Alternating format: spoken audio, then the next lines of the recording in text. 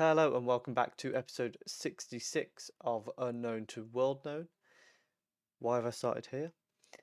We are back with Queen's Park Rangers, and since you were last with us, we lost 2-1 to Tottenham. We were a bit unlucky in that game, Manning scoring once again, and then we lost 2-0 to Liverpool in a game where they were just, those three games, they're just better teams than us, so I'm not looking too much into it. It does mean we are sat in 15th place. We're still 6 points above the relegation zone with a game against Blackburn coming up. So that is going to be quite a key game in the season. However, despite the fact that we have Blackburn in a match today at 12:45, we are not going to be playing that game today. Because up here, as you can see, we've got a must respond. And it is a job offer. What I will tell you is I've had a few different job interviews recently. We had Sevilla, we've had AS Roma, we've had PSV Eindhoven, and also Burnley came back in and offered us another job interview after they've sacked their manager.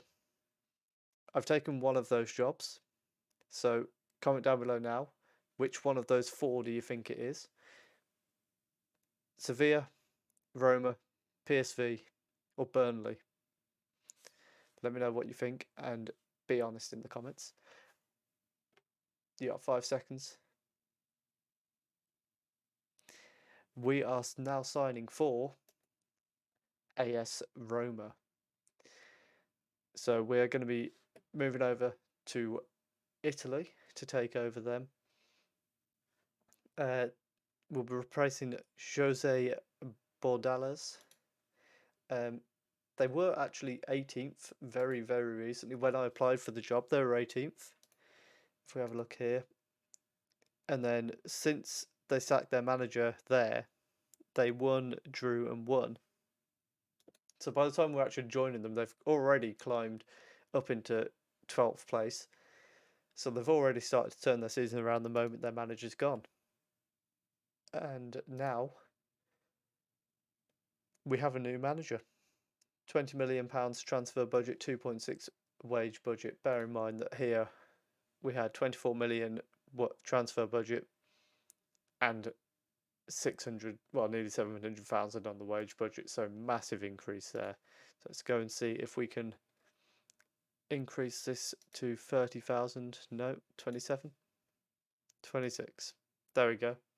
A very small increase there to £26,000 per week. And let's have a quick roundup of the QPR team before we confirm this. So Manning, as I mentioned, he's been in some really good form recently. I think he is going to be a much better player than what his potential shows. I think, although it's 3.5 star, I think he's looking phenomenal. Player of the club, it's got to be Dane Scarlett. The form he was in the Championship, he basically got us promoted by himself. 30, 34 and 35 goals. Absolutely ridiculous, the form he was in. And to think when we joined QPR, I think at that point he'd scored 9 goals. I think in our first game he scored his 10th goal of the season. He ended on 30. Other notable players, Effenberger. I would even be tempted to try and bring him with us. He's got that much potential. Potential to be a Premier League goalkeeper. I don't see why he couldn't be a Serie A goalkeeper then. Rhys Williams came in, did a fantastic job in the Championship. And then since then, Namandi Collins and Reece Grant, they've kind of pushed him out of the team, which is a bit unfortunate for him. Alcalde has been fantastic on loan for us. Chair, phenomenal throughout his career. And after 10 years, he got a testimonial this year. And finally got to the Premier League with them. So hopefully he can see out his days as a QPR player. Who else did we have?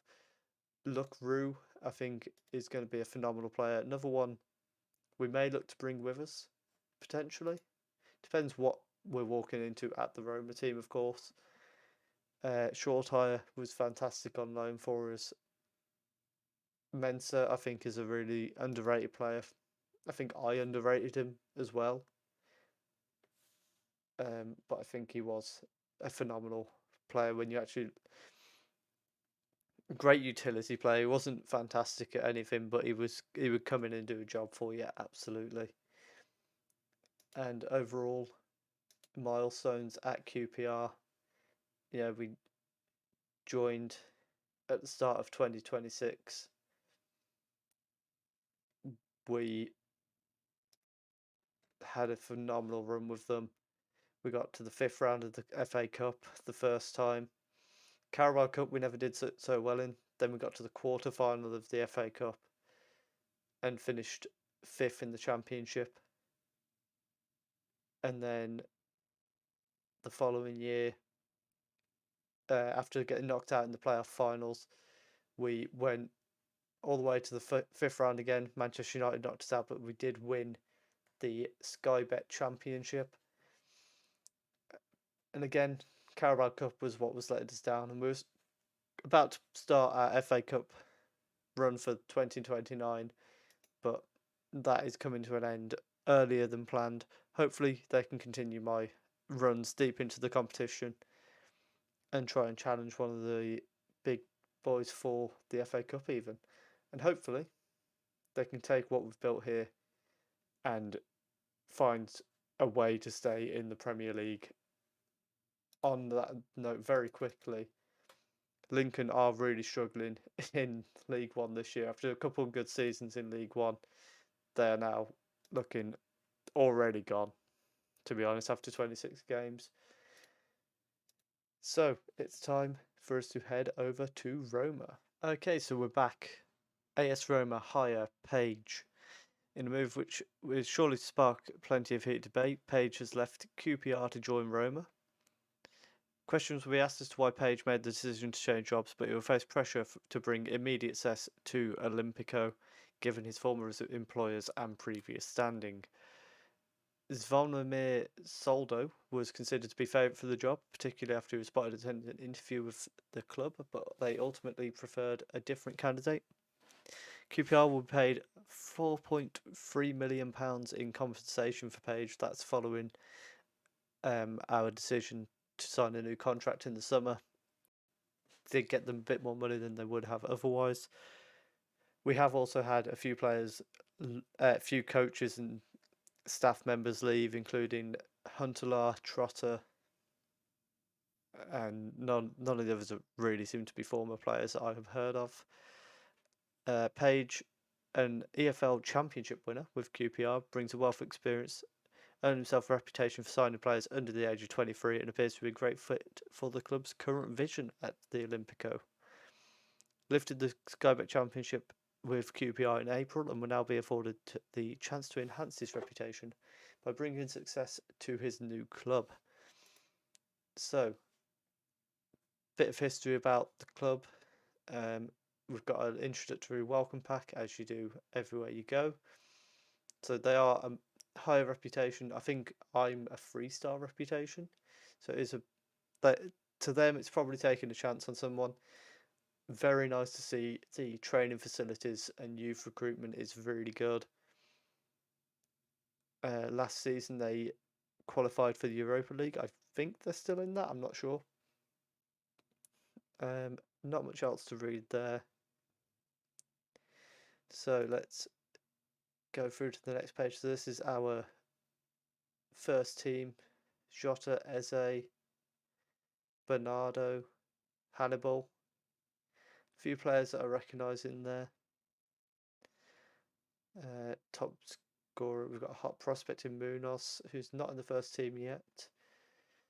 Captain is Golini, the goalkeeper. So we're expected to reach the second round, knockout round, so I assume they're still in the Europa League on that basis. Let's have a look.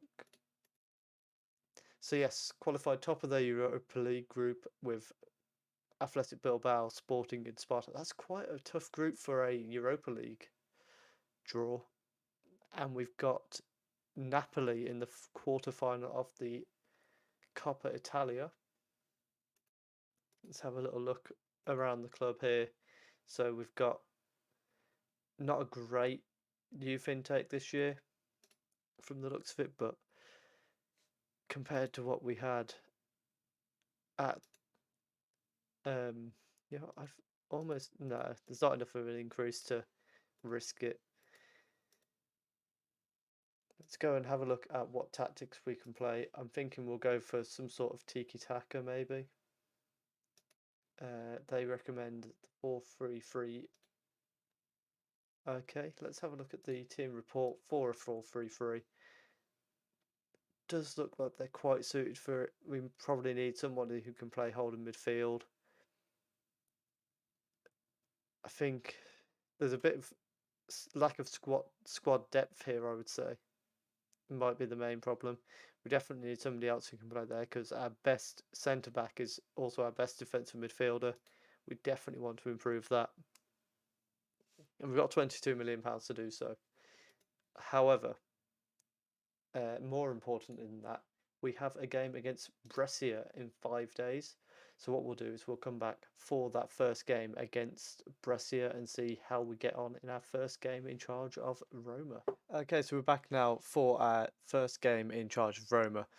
We have Galini in goal, a back four of Montanari, Ibanez, Varnier and Angelino.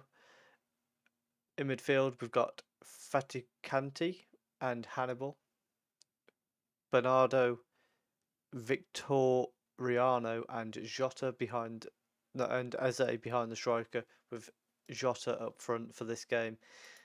The best striker at the club is actually suspended for this game, so hopefully, as we take charge of our first game, we won't miss him too much. Hopefully, we are playing the team in the relegation zone in Brescia, so I would hope we can get a win to start our season.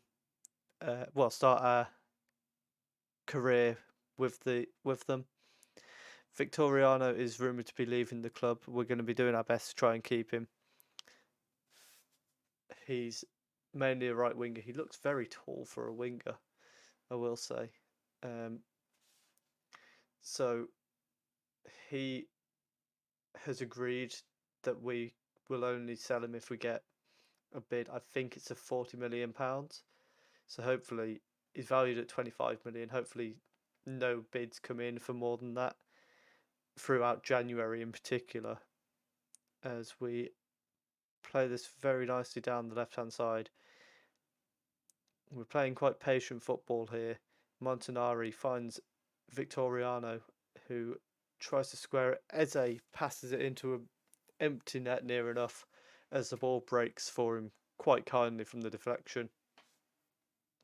So we find ourselves 1-0 up early on in our first game in charge, as Victoriano, as I say, the bit of deflection off Mora there fell kindly for Eze to put into an empty net. It is Eze up front in this game, sorry. Jota is out on the left. Let's make sure we've got him on an advance forward, I think. Confirm the changes, sorry. So they're a club who were underachieving under the previous manager. I believe they're predicted 6th in the league. I think it's quite a big jump from QPR to Roma. They're a much bigger team. Angelino now plays it back to Jota, who absolutely smashes the bar. Unfortunately, they didn't manage to put it in the top corner instead. And hopefully we can come here and have a good first half of season. I've noticed a lot of our moves seem to be around the halfway point in the season. We never seem to get that move. I mean, suppose Asker to Lincoln was the end of the season in Norway, just not we joined partway through the League Two season. But I think for some reason we just never seem to get the job offers in the summer. Victoriano going close there. They seem to come through to us like throughout the season when teams are struggling. We come in and take over. I think it is a dangerous move sometimes to take over a team that are struggling. Luckily for us, the turnaround had kind of already started, as Victoriano's at the far post to make it 2-0. And I think we might be setting some corners going to him at the near post, because look at the size of the lad. Jota cut it back to Angelino, the cross to the far post, and there he is, heading it brilliantly off the bar, and it just crossed the line. Victoriano nods it on towards Eze, and Faticanti now finds Bernardo. Of course, Hannibal from Manchester United, who, I mean, I have a Manchester United save that I play off camera. He's doing very well on there, so hopefully I would imagine he's developed quite nicely to be at a club. Oh my god, he's just hit the bar from from outside the 18-yard box. A header has just hit the bar. Ridiculous in itself. Varnier now picking the ball up, finds Angelino. This is the first time we've really had a team that I feel like we can play proper positive football with. I always felt like QPR, we were always playing counter-attacking football even when we won the league. We were kind of hitting people up. We were making sure we were solid at the back. Jota making it 3-0. And don't get me wrong, I still intend to keep things solid at the back. I think it's, yeah, we want to try and increase how many goals we score. But I do think defence is the best form of attack sometimes. And I kind of go along with that, wanting to make sure if they can't shoot, if they don't have the ball, they can't score, and hopefully we can implement that into our game. And we have done so far with 61% possession today. Obviously, it's against a team who are in danger of relegation, so we don't want to read too much into it. It's quite a kind start for us in some respects, I suppose, because we could have started against like Juventus or someone like that. We've instead started against a team much lower down in the table. Victoriano gets tackled by Ritchie, and poor defending, poor playing out from the back from Rushdie very nearly cost them as a strikes the crossbar. And what I've noticed looking at the team, we seem to be lacking in defensive midfielders, as Victoriano makes a run from the right hand side. Oh, he's gone all the way and forced a fantastic save out of Russo there. We've now got the corner. Angelino's going to whip this in. And Victoriano's jumping for it again, but it's headed clear as far as Jota. And he's going to come back at the goal on the left hand side. And it's a poor cross in the end. So in January, we're going to be targeting someone who can play in this deep lying playmaker role, I think. Because I'm not confident in Faticanti. I think he's 2.5 star. I just think we can find someone better than him for £20 million, and hopefully that we can get someone who can come in and do that job instead of him. Probably the weakest part of our team, if I'm being completely honest. We're going to bring Fernando on there, and I think we'll just make that one change for now. We're going to praise them. You know, we're even going to go attacking just to try and get another goal or two. We're going to send, where is he? Ingrosso is going to come on up front now. As an advanced forward, he looks quite... actually, 9 finishing. Maybe he's not.